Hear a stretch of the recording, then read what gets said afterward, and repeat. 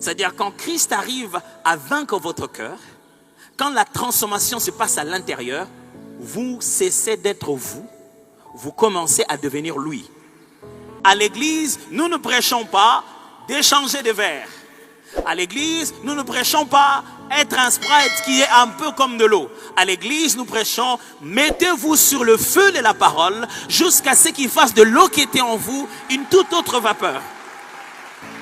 Ça s'appelle naître de nouveau, naître d'esprit.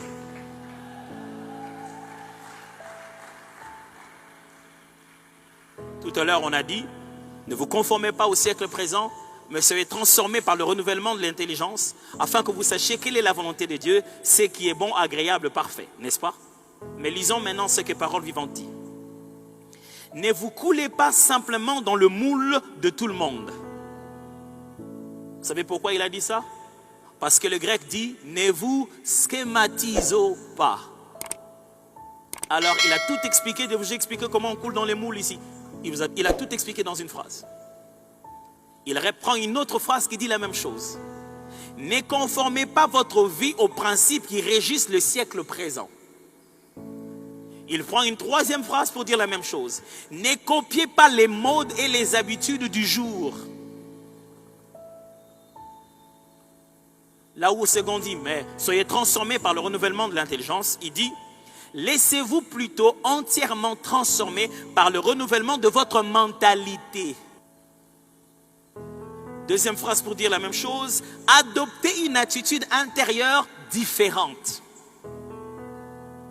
Troisième phrase pour dire la même chose, donnez à vos pensées une nouvelle orientation afin de pouvoir discerner ce que Dieu veut de vous.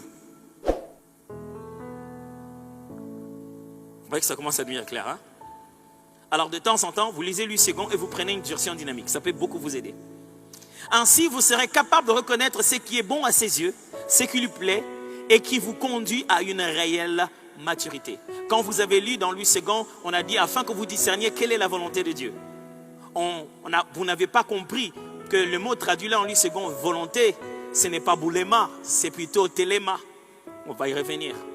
Ça ne parle pas du dessein de Dieu, ça parle de la volonté de Dieu personnelle pour toi. C'est que quand tu es renouvelé par l'intelligence, tu arrives à comprendre qu'est-ce que Dieu veut pour que tu puisses décider. Le renouvellement de l'intelligence, c'est comme une prophétie. C'est comme savoir avec précision ce que Dieu attend de toi pour toi-même, pas pour l'humanité, pour ta propre vie. Quand tu commences à avoir cet état de pensée, tu n'as plus besoin qu'on prophétise à tout moment parce que tu es baigné dans le prophétique, tes actes sont selon la volonté de Dieu. Mais qu'est-ce qui se passe? Qu'est-ce que c'est que cette affaire de métamorphose? Pour bien le comprendre, on doit comprendre l'être humain tel qu'il est. La Bible dit que l'être humain est fait de 3 parties. Il dit tout votre être tout entier. Et il cite l'esprit, l'âme et le corps. Je vais vous dire 3 choses sur chacune de ces parties pour que vous puissiez comprendre où se trouve le travail de métamorphose. Premièrement, au niveau de l'esprit, qu'est-ce qui se passe? Je vais résumer ici beaucoup d'enseignements en quelques minutes. Alors, ne me tenez pas rigueur, je ne vais pas être dans les détails. J'ai juste besoin que vous puissiez comprendre en général ce que ça veut dire. Je suis au niveau où je dois vous expliquer comment l'être humain fonctionne dans ces 3 parties pour que vous puissiez savoir quand je dis métamorphose, ça touche quoi? Est-ce que ça touche le corps? Est-ce que ça touche l'âme? Est-ce que ça touche l'esprit? Et ça le touche de quelle manière? Souvenez-vous, notre but, c'est de savoir s'il y a une transformation, comment je peux participer. Si désormais, je dois commencer à prendre des décisions dans ma vie, sur base de quelle façon de faire. Souvenez-vous que tout ce qu'on est en train de faire, c'est de changer notre mentalité, de la mentalité humaine à la mentalité divine et biblique. Et pour cela, vous devez savoir où se trouve en réalité la mentalité. Est-ce que dans mon corps, dans mon âme ou dans mon esprit? Alors, j'essaie maintenant de vous expliquer qu'est-ce que c'est que l'esprit, qu'est-ce que c'est que l'âme et qu'est-ce que c'est que le corps. Donc, on va en détail maintenant avec l'esprit. Je vous donne 3 éléments de distinction pour chacune de ces choses. L'esprit, c'est quoi? Ce que vous devez savoir de l'esprit, c'est que l'esprit est sauvé complètement par la foi. Le jour où vous devenez enfant de Dieu, vous êtes sauvé complètement dans votre esprit et totalement. Parce que vous avez cru en Jésus. Au jardin d'Éden, l'homme avait son esprit qui était là pour entrer en contact avec Dieu. Son âme avec Dieu et avec la création, et son corps avec la création seulement. Lorsque l'homme a péché, la Bible dit son esprit est mort. Parce qu'il est séparé de Dieu. Ça va? Il continue à ressentir, il continue à vivre avec son âme et son corps. Maintenant, quand vous devenez enfant de Dieu, votre esprit, quand on dit qu'il est sauvé, c'est-à-dire qu'il est réactivé. Alors, il ne peut pas être réactivé partiellement. Il est réactivé automatiquement parce qu'il commence à fonctionner. Il a rétabli contact. La nature de Dieu est revenue en lui. Votre esprit, donc, est sauvé complètement par la foi. Deuxièmement, votre esprit possède la nature divine. Vous êtes comme Dieu, vous êtes de Dieu dans votre esprit.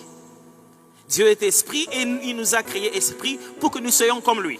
C'est là-bas que se trouve l'image et la ressemblance de Dieu. Troisièmement, dans votre esprit, vous êtes disposé à obéir à Dieu en toutes choses. Votre esprit veut faire ce que Dieu veut.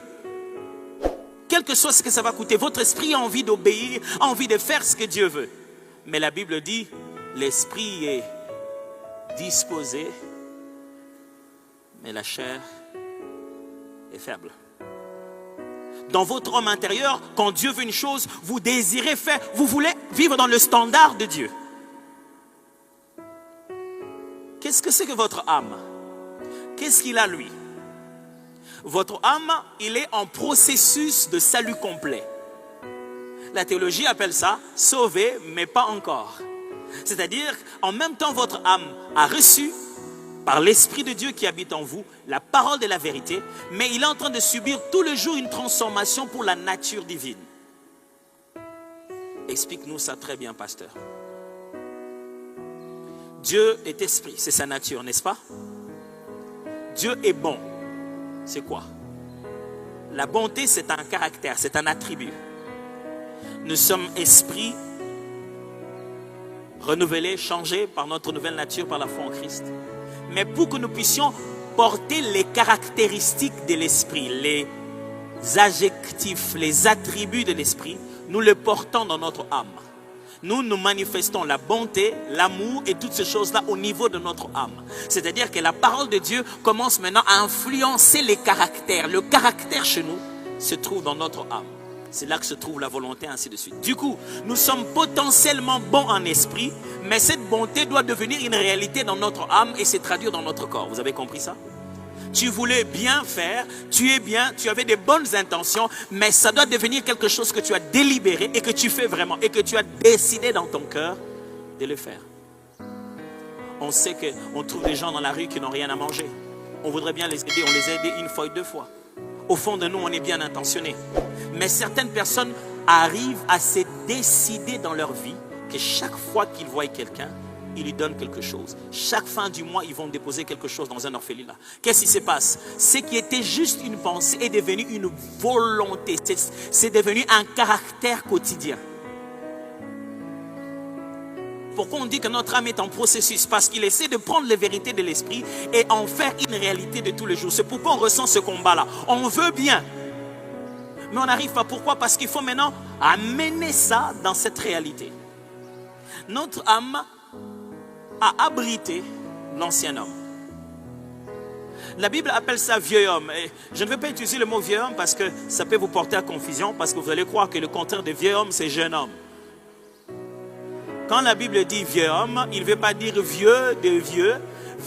Le but de vieux, c'est ancien. C'est-à-dire, il y a deux hommes, il y a l'ancien et le nouveau. Le jour où vous naissez, puisque vous n'êtes pas encore enfant de Dieu, votre esprit est... Je vais entendre la réponse. Votre esprit est mort, séparé de Dieu. Ok, je vais juste être sûr qu'on est d'accord. Le jour où vous naissez, puisque vous n'êtes pas encore chrétien, votre esprit est... Donc vous naissez avec votre âme et votre corps. Il est possible qu'en votre façon de faire nourrir votre homme nouveau, il prenne les dessus sur l'homme ancien. Mais quand vous arrivez, sachez-le que les jours où vous êtes devenu chrétien, un combat a commencé. Pas avec le diable, un combat entre vous-même seulement. Entre le nouveau qui vient de naître et celui qui était là 30 ans durant, qui était déjà habitué à sa façon d'être. Et c'est comme ça que vous avez tout le temps l'impression que vous vouliez faire autre chose. Vous vous surprenez à avoir déjà fait une autre.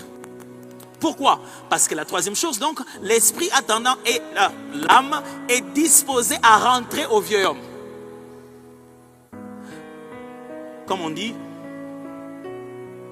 la nature a horreur du vide. Quand vous chassez, la nature revient au galop. C'est leur façon de parler. C'est-à-dire que tant que vous n'avez rien fait de nouveau, ce que vous allez faire, c'est ce que vous faisiez avant, n'est-ce pas?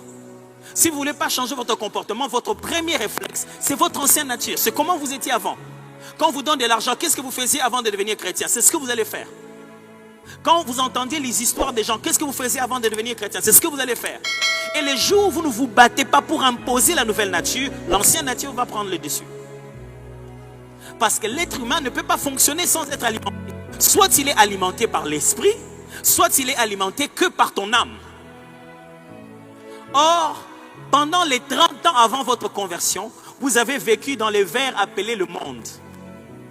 Entouré de la famille, des amis, de la télé.